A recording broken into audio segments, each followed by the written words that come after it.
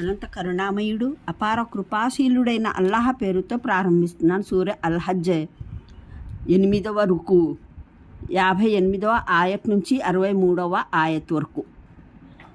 ఇంకా ఎవరైతే దైవ మార్గంలో హిజ్రత్ చేశారో ఆ పైన వారు సంహరింపబడినా లేదా చనిపోయినా అల్లాహ్ వారికి ఉత్తమమైన ఉపాధినిస్తాడు. నిశ్చయంగా అల్లాహ్ మాత్రమే అత్యుత్తమ ఉపాధి ప్రదాత.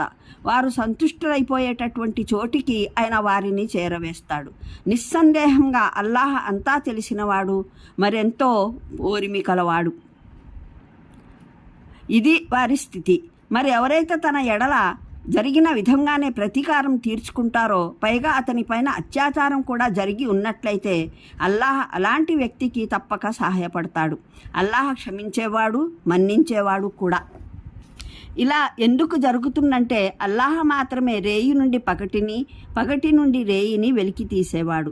మరి ఆయన అంతా వినేవాడు, అన్నీ చూసేవాడును. ఇది ఎందువల్లనంటే అల్లాహ్ మాత్రమే సత్యం. అల్లాహ్ను కాదని మీరు వేటికైతే మొరుపెట్టుకుంటున్నారో అవన్నీ మిథ్య మాత్రమే. ఒక్క అల్లాహ్ మాత్రమే ఆధిక్యత గలవాడు, మహానీయుడు. మీరు గమనించడం లేదా? అల్లాహ్ గగనతలం నుండి నీటిని కురిపిస్తాడన్న విషయాన్ని, దాని మూలంగా నేల సస్యశ్యామలమవుతుందన్న విషయాన్ని, యథార్థానికి ఆయన సూక్ష్మంకరుడు, సమాచారధనుడు. ఆయనకు చెందినదే ఆకాశాలలో ఉన్నదంతాను, భూమిలో ఉన్నదంతాను.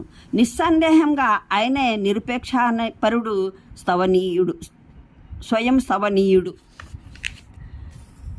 103వ వివరణ. తెలిసినవాడు అంటే ఆయనకు తెలుసు వాస్తవానికి ఎవరు దైవ మార్గంలోని ఇంటిల్లిపాదిని వదిలారు, ఇంకా వారు ఏ బహుమానానికి అర్హులో. ఓరిమి గలవాడు అంటే ఇలాంటి వారే చిన్న చిన్న పొరపాట్లు, బలహీనతల మూలంగా వారి గొప్ప గొప్ప సేవలను త్యాగాలను తుడిచివేయడు. వాటి పట్ల చూపు పూహిస్తాడు, వారి తప్పిదాలను మన్నిస్తాడు అని అర్థం. తొలుత అత్యాచారాన్ని ఎదిరించి ఏ విధమైన ప్రతిచర్య తీసుకోలేదని పీడితుల ప్రస్తావన వచ్చింది. ఇక్కడ అత్యాచారాలకు ప్రతిగా శక్తిని ఉపయోగించే వారి ప్రస్తావన వచ్చింది. ఇమాం షాఫీ ఈ ఆయత ఆధారంగా బదులు లేదా ప్రతీకారం తీర్చుకోవడం అనేది అత్యాచారం జరిగిన రూపంలోనే జరగాలి అని వాదించారు. ఉదాహరణకు, ఎవరైనా ఒక వ్యక్తిని నీళ్లలో ముంచి చంపినట్లయితే అతన్ని కూడా శిక్షగా నీళ్లలో ముంచే చంపడం జరుగుతుంది. ఎవరైనా మంటల్లో కాల్చి చంపినట్లయితే అతన్ని కూడా కాల్చే చంపడం జరుగుతుంది. కానీ హన్ఫీ పంథాన్ని అనుసరించేవారు హంతకుడు హత్య ఏ విధంగా చేసినా హత్యా ప్రతీకారం మట్టుకు ఒక ప్రసిద్ధ రూపంలో మట్టుకే తీర్చుకోవడం జరుగుతుంది.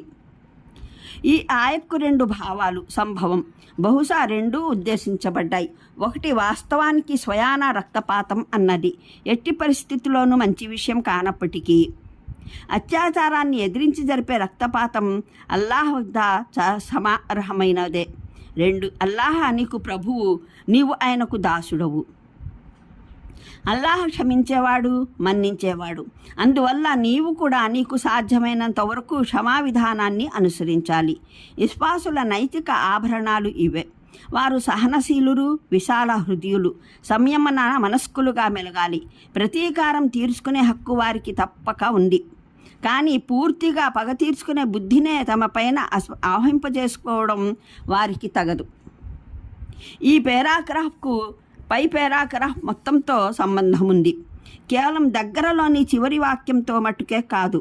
అంటే తిరస్కారం, అత్యాచారాల వైఖరిని అవలంబించే వారిని శిక్షించడం, విశ్వాసులు సజ్జనులైన వారికి బహుమానాలు ఇవ్వడం, అత్యాచారానికి గురైన సత్యప్రియుల మొరల ఆలకించడం, అత్యాచారాన్ని ఎదుర్కొనే సత్యవంతులకు శక్తితో తోడ్పడడం.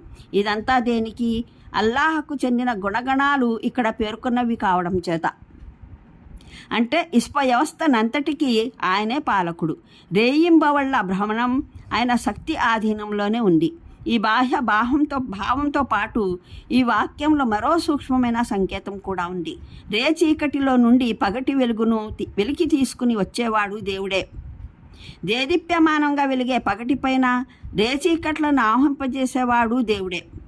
నేడు ఎవరి అధికార ప్రభాకరుడు అభివృద్ధి శిఖరాలను అధిరోహించి ఉన్నాడో ఆ దేవుడే వారి ఔన్నతం. అస్తమయాల దృశ్యాన్ని కూడా త్వరగానే ప్రపంచానికి చూపించే శక్తి కలిగి ఉన్నాడు. తిరస్కారం, అజ్ఞానాల అంధకారాలు నేడు ధర్మం, సత్యతల ఉదయానికి అడ్డంకులు సృష్టిస్తున్నాయి. చూస్తూ ఉండగానే ఆయన ఆదేశంతో చీకట్లు పటాపంచలు అవుతాయి.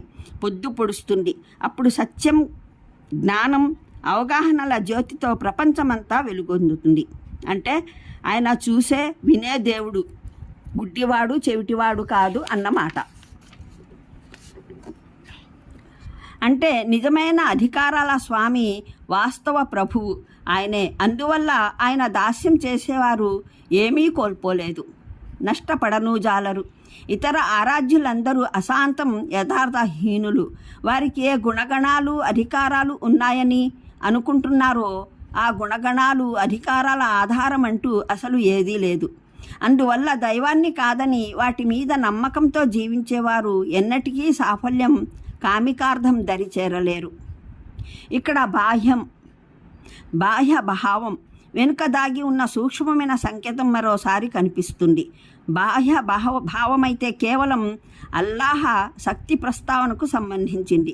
కానీ సూక్ష్మమైన సంకేతం ఏమిటంటే, ఈ విధంగా దైవం కురిపించిన వానజల్లు పడగానే ఎండిపోయిన నేల అకస్మాత్తుగా పులికించి పచ్చపచ్చగా మారిపోతుందో అదేవిధంగా వహీ కారుణ్య జల్లు నేడు కురుస్తోంది.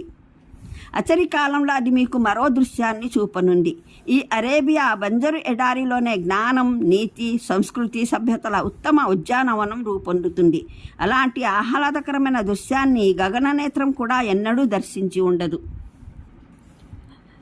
మూలంలో లతీఫ్, సూక్ష్మమైన వాడు అన్న పదప్రయోగం జరిగింది. అంటే అగోచర విధానాల ద్వారా తన సంకల్పాలను నెరవేర్చేవాడు.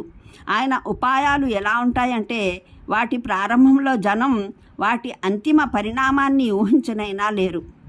లక్షలాది బాలలు ప్రపంచంలో పుడుతూ ఉంటారు.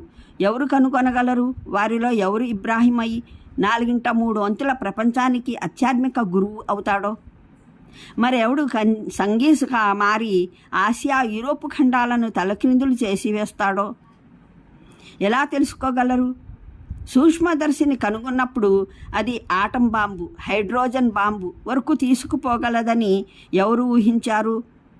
కొలంబస్ ప్రయాణమైనప్పుడు యుఎస్ఏకి ఆ ప్రయాణం పునాది వేస్తుందని ఎవరు అనుకున్నారు?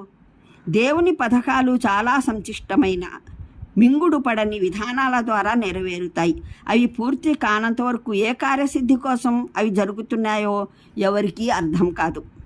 మూలంలో హబీర్, ఎరుక్క ఉన్నవాడు అనే పదప్రయోగం జరిగింది. అంటే ఆయన తన ప్రపంచ పరిస్థితులు, ఔచిత్యాలు, అవసరాలు అన్నీ ఎరిగినవాడు.